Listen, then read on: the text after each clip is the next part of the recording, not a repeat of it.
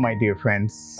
Welcome back to the series of presentation, Your Health and Your Salvation. I am your host, Pastor Maurice Lowe, and today we'll talk about colorectal cancer and colorectal health. Here is a diagram of the digestive system, this wonderful system that the Creator has really endowed us with. Of course, it starts from the mouth and continues down the esophagus, the stomach, and then it goes into the small intestine and continues into the large intestine. And finally, waste matter is expelled through the rectum and finally through the anus. So we're going to talk about colorectal cancer today and preventing colorectal cancer. So the colon consists of the ascending colon, and then it continues in the transverse colon, and this portion of the colon is the descending colon. And of course we have the rectum and then the anus, from which stool is really expelled. So colorectal cancer is cancer that occurs anywhere, in the colon or the rectum. So let us really continue. Colorectal cancer affects men and women basically equally, and we need to remember that. So it's not gender specific. It affects both men and women equally. As I mentioned before, the colorectal includes the colon and rectum, or the large intestine or large bowel. And the stool, of course, is the waste matter that passes out of our system. And bowel movement is when the stool leaves the body through the anus. So and in fact, this is important that we have regular bowel movement, because, that stool is poisonous to our system. It's toxic, and that's why it's very good to have a vegetarian diet, so you get a lot of fiber to avoid constipation.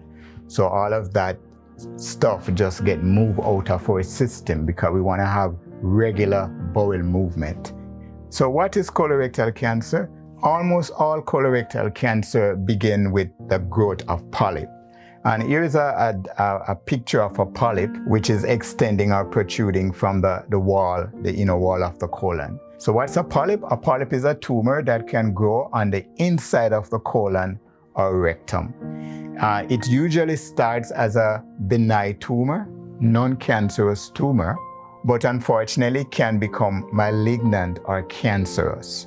So what you want to do is to be able to really detect these polyps when they are benign and have them removed by your doctor before they develop into malignant tumors, cancerous tumors. And here is a nice cross-section of depicting what happens in the development of colorectal cancer. So stage 0 here, we have the polyp just starts protruding from the wall of the colon. And, stage 1 continues, it gets bigger. And notice by the time it's at stage 3, the blood vessels are really involved. And stage 4, we see here that the cancer starts really, really blocking the colon. And many of the symptoms that occur as a result of the development of cancer in the colon is because of what happens even physically, right? For example, constipation, and we are going to see some of these symptoms, but it's important to remember this diagram, right? Because by the time it's at stage 3 and especially stage 4, there's not much that can really be done. For a lot of people, they choose to have surgery. In fact, the doctors remember surgery, and they have to cut that section of the colon or the rectum that is really affected with the cancer, and then they have to really assemble give you a colonoscopy, right? So that you wear this bag that you have to pass your feces through this bag. So it's not really nice. It affects people's life, their intimate life, and it's just difficult to have a surgery like that. So there may be one of the serious thing about colorectal cancer is that even though it's curable and treatable if you find it early, almost 80 to 90%, it's one of the deadliest form of cancer because most time people, they miss the symptoms of colorectal cancer because you have other conditions that have similar, almost identical symptoms to colorectal cancer, and people just ignore them until finally it's kind of too late, stage 4 or stage 3. And one of the very frightening thing is that there may be no symptoms in the early stages of colorectal cancer. And the signs and symptoms of colorectal cancer, as I mentioned before, can be the same as other health problems. For example, constipation, diarrhea, change in bowel movement, fatigue, and people just miss these signs and symptoms until it's too late. So friends, let us really consider some additional signs and symptoms that we should really look for. Abdominal discomfort, that's one of the sign. Blood in the stool, very, very important. And the blood may be red or black and tarry. Now, one of the interesting things is that most of us, when we go to the washroom, right, we don't turn around and look and says, wow, what beautiful stuff. We don't do that. No, what we do what we have to do, and then we are out of there. Most people don't look, right? So that's a sign that we have to really think that most of the time people miss that, to be honest with you. But the narrowing of the stool is a very important sign. Remember that previous diagram where you see the cancer stage 4 blocking the opening of the colon, and that's why the stool is narrowed. So if you find that your stool gets narrow and it's kind of almost like you're getting, through a toothpaste tube, then you have to think that that's not normal. So the narrowing of the stool. Now, feeling that the bowel is not completely emptying, you go and you do what you have to do and you still feel like you want to go again, that's not normal, my dear friends. And changes in bowel habits, for example, persistent diarrhea or constipation, you're just having diarrhea and constipation persistently, and urgent need to have a bowel movement, nausea and vomiting, because of course, once the cancer start, blocking the stool and all of that, waste matter backing up in the colon, that will cause nausea and vomiting, fatigue and weakness, or unexplained weight loss. It's like you're having a regular diet, but you just find yourself just tired and fatigued, weakness and unexplained weight loss because you're not really absorbing the nutrients that you used to. Your colon not really functioning properly. Now, these signs and symptoms may persist or come and go, and that's another dangerous thing too, because you might start having these signs and symptoms and then they just subside, and if you go, oh, I am okay, and you just don't bother go to the doctor, and then it comes back again, and many times it come back with a vengeance. So you have to really watch that. So these things can really fool you and throw you for a curveball. So it's very important we understand that they may persist or they come and go. That's the frightening thing about these signs and symptoms. So why colorectal cancer is so important for screening? Colorectal cancer, of course, is the second leading cause of cancer death in my province here in Ontario. Now, in 2013, it was estimated that about 8,700 people were diagnosed with colorectal cancer in Ontario. And look at this, 3,450 would have really died from the disease. And that is almost 50%, friends. Almost 50% would have died. And the reason is most people miss those symptoms until it's too late. In 90% or more of the cases, colorectal cancer can be prevented or successfully treated if found early. And that is why screening is so important, because you catch the cancer or you catch the polyp before it becomes cancerous. So screening is very important. And by the way, the World Health Organization statistics for global incidence and mortality rate for colorectal cancer in terms of those who die versus those who are diagnosed is roughly the same percentage-wise. Almost 50% of people who come down with colorectal cancer, they are gonna die from this disease. Colorectal cancer affects both men and women equally, and 93% of cases are diagnosed in people 50 years and older. So as you get older, and especially after you get 50 and over, the risk goes up through the roof. The average person has a 6% chance of getting colorectal cancer over his or her lifetime. And as I said, it affects roughly equally both women and also men. To summarize the risk factors that will increase the chances of getting colorectal cancer, as I mentioned before, increase in age is a factor, a major factor, 50 years and over. Lifestyle choices, the medical history. For example, if there's a medical history of diverticulitis or Crohn's disease or irritable bowel syndrome or ulcerative colitis, that will actually increase the risk of colorectal cancer, especially ulcerative colitis and also irritable bowel syndrome. So the medical history is very, very important. Family history, if there's a history of the disease in your family, then the chances of you getting colorectal cancer will increase with age, of course. I just want to quickly mention, a report or some information from the World Health Organization showing a direct linkage or association with the consumption of red meat and colorectal cancer, prostate cancer, and pancreatic cancer. And this report was actually released by the World Health Organization on 26th of October 2015.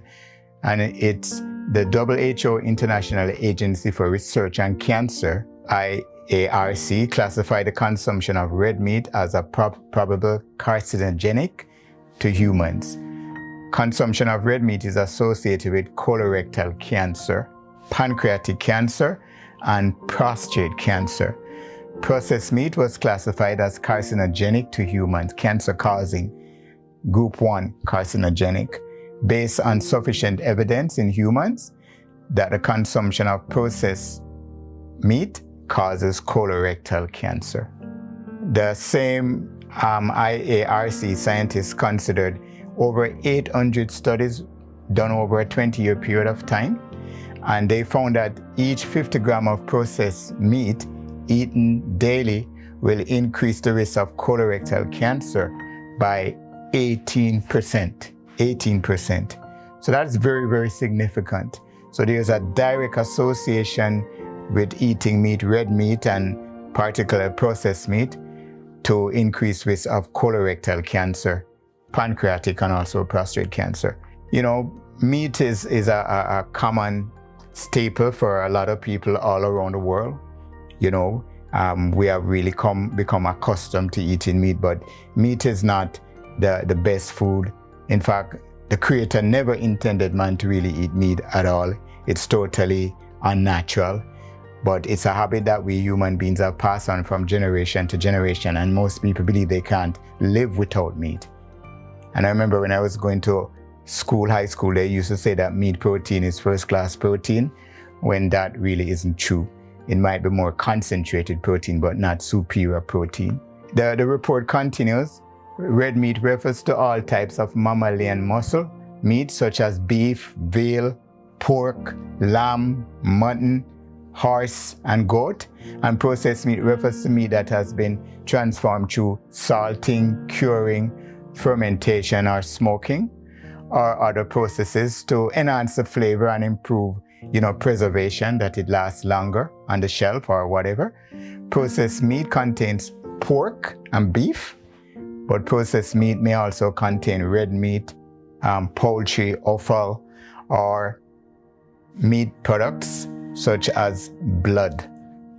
Examples of processed meat include hot dogs and frankfurters, which a lot of people love, ham, sausages, corned beef, and biltong or beef jerky, or as well as canned meats and meat-based preparation and sauces. So what are the screening tools for colorectal cancer? Well, basically, we have the fecal occult blood test, which some jurisdictions are actually changing from that and going to the more modern or recent fecal immunochemical tests, the FIT test. And this is just a picture of the FIT test. In fact, I really have one here. It actually looks like this. The test is harmless and painless, and this is, based on immunochemicals, right? So it's different from the fecal occult blood test, and of course the colonoscopy. So these are the three methods that's been used in different jurisdictions. So when it comes to the FOBT, it checks for blood in the stool. You can get the kit from your healthcare provider in the country where you live, if they do offer the kit, and you complete the test at home. It's very, very simple. It checks for the FIT test, the fecal immunochemical test. It checks for tiny drops of blood in the stool. As I mentioned before, it's safe and it's painless. And you can also get the kit from your healthcare provider, and you can complete the kit at home, of course. Some countries might not be using this kit, but in Canada, at least in Ontario, we have started using this more modern, up-to-date, test, the FIT test. Now, where can I get a FOBT kit? Well, your healthcare provider or your city or country's health department. And it varies from country to country, from province to province, from jurisdiction to jurisdiction. So, regarding another screening method is a colonoscopy. And just here is a diagram that actually illustrates what a colonoscopy looks like. So the colonoscopy examines the entire length of the colon, and the sigmoidoscopy examines only the lower third. So the colonoscopy will go through the entire length of the colon. Actually, it's just a camera tube placed or inserted along the length of the colon, and with a light and a camera inside, and it also has the ability, to actually snip off or remove polyps if any polyps are actually found. So here is a gentleman getting ready, to have his colonoscopy done. And a lot of people, especially men, are scared of a colonoscopy, and tend to just want to avoid it. But it's best to really get screened and checked out, because, when it comes to colorectal cancer, if it is found early, the survival rate is about 90%. As I mentioned before, my dear friends, it's important to catch the cancer when it's very, very early. In fact, even before it becomes cancerous, to detect those polyps and that they can really be removed. Because if it reaches stage 3 or stage 4 cancer, it's very, very serious. And most of the time, surgical intervention is the only sensible procedure to actually undertake. And it's not nice. And this diagram basically shows, what it actually looks like. Because once the cancer is stage 3 or stage 4, then the surgeon has to really cut out that section of the colon where the cancer really is. And once that, let us say it's at this, in the latter end of the transverse colon, then they would actually have a transverse colostomy done, where they have to really cut out that area of the colon where the cancer is. And then they have to make an opening, and they use that almost like an anus, where the stool should be, can be used to, the stool is passed through the colostomy. Now, well, of course, you have to have a bag, right? So this is a picture of a colostomy bag that actually collects the feces from the colostomy. And depending on where the cancer is, they have to do different colostomy, and you always have to have a bag. In fact, just think about that if you end up in a situation like this, how it can affect your life. And, even if it happens to younger people, like the next picture actually shows, you can just imagine, this kid, it's not nice. It's really affects your life. People, their marriage life, believe it or not, some people will even leave their spouse or their partner because of situations like this, because it really affects people's intimate life. So it's important that we get screened and we avoid getting colorectal cancer.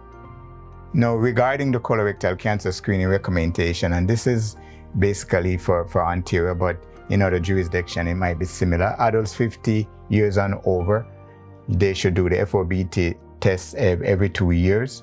As I mentioned, the FIT test is now being used. And adults at increased risk, like first-degree relative, because it runs in family, certain families, should actually do the colonoscopy at age 50 or 10 years earlier than their relative was really diagnosed, whichever really comes first, because it runs in certain family. It's genetically linked. Now, what are some other things you can do to reduce your risk of colorectal cancer? Be physically active. Very, very active. If you're a couch potato and you're not physically active and you're not having regular, frequent bowel movement, then your risk will increase. So enjoy a variety of physical activities. If you have any pre-existing condition, you should always check with your doctor before you do any vigorous exercise. But the recommendation is 150 minutes of moderate or vigorous exercise per week. And you can do that in periods of 10 minutes. And most people can really do that. It's not really difficult. And you don't have to join a gym and pay a lot of money to get good exercise. And let your food be your medicine. In other words, what I am saying is to go vegetarian. Go vegetarian. Vegetarianism is exciting, it's delicious, and it's very affordable. Very, very affordable. So you find that a diet rich in plant-based nutrients, in fruits and nuts and vegetables. A vegetarian diet has a lot of fiber also. That will definitely help with your bowel movement and the health of your colon. So, go vegetarian. It might take some willpower, yes, but you won't regret making the switch. Maintain a healthy body weight, because high BMI is associated with an increased risk of colorectal cancer. So make sure you do your best to maintain a healthy body weight. In addition to that, please avoid using or drinking alcohol. Avoid using alcohol, because alcohol is associated with an increased risk of colorectal cancer. And think, don't drink. And I kind of like this slide, because what it actually is saying that, with alcohol, this is what we actually get from, drinking alcohol, especially if we're a heavy drinker. Cancer, breast cancer, high blood pressure, stroke, So we're saying think and just don't drink. In addition to avoiding alcohol, it's important to avoid tobacco and tobacco smoke. So studies have really shown that smoking and tobacco use can increase your risk of having colorectal cancer. So please don't start smoking. And if you are a current smoker, get help, to really quit. In fact, smoking will kill, guaranteed. 50% of everyone who really smoke, eventually smoking will kill them. So it's important to get help and quit. Your family history, as I mentioned before, know your family history, right? Because colorectal cancer runs in family, it's genetically linked. And talk to your doctor about screening for colorectal cancer. And see your doctor if you have any unusual symptoms. See your doctor, get it checked out. It's better to be safe than sorry. And regular screening can prevent colorectal cancer, or if it finds early, there are more treatment options, and your chances of survival is greatly increased. So that's very, very important. We understand that there is good news. The good news is colorectal cancer is preventable, it's treatable, and it's beatable. Because if you catch it early, before there are signs and symptoms, it's about 90% that it's treatable and you can really recover. So that's the good news. It's preventable, it's treatable, and it is beatable. So it's not a death sentence if you catch it early. But if you wait until stage 3 or stage 4, you end up with a colostomy, or worst case scenario, you lose your life. So it's very important that we avoid getting colorectal cancer. And I just like to, close, with this very, very important statement from an inspired writer in Counsels on Diets and Food. It says, the creator of man has arranged the living machinery of our bodies. Every function is wonderfully and wisely made, and God pledged himself to keep this human machinery in helpful action if the human agent, and this is important, will obey his laws and cooperate with God. Obedience to God's law, both natural and moral law, right, will be a great benefit to us if we obey God's law and cooperate with God. Every law governing the human machinery is to be considered just as truly divine in origin, in character, and importance as the very word of God. However, every careless, inattentive action, any abuse put upon the Lord's wonderful mechanism, the human body, by disregarding his specified laws in the human habitation, is a violation of God's law. We may behold and admire the work of God in the natural world, my dear friends, but the human habitation is the most wonderful, the most marvelous. So my beloved friends, why not take care of this precious gift that God has given you, God has given us, your body, our bodies? By paying attention to your diet, following obeying the natural laws of health, first of all, becoming aware and intelligently aware of the laws that govern our being, and cooperate with God so that you can really enjoy health and you can avoid as much as possible colorectal cancer or any other disease. So once again, thank you very, very much for really joining us, and I look forward to really seeing you again as we continue on our journey in your health and your salvation. This is your host, Pastor Morris, saying bye for now, and God bless.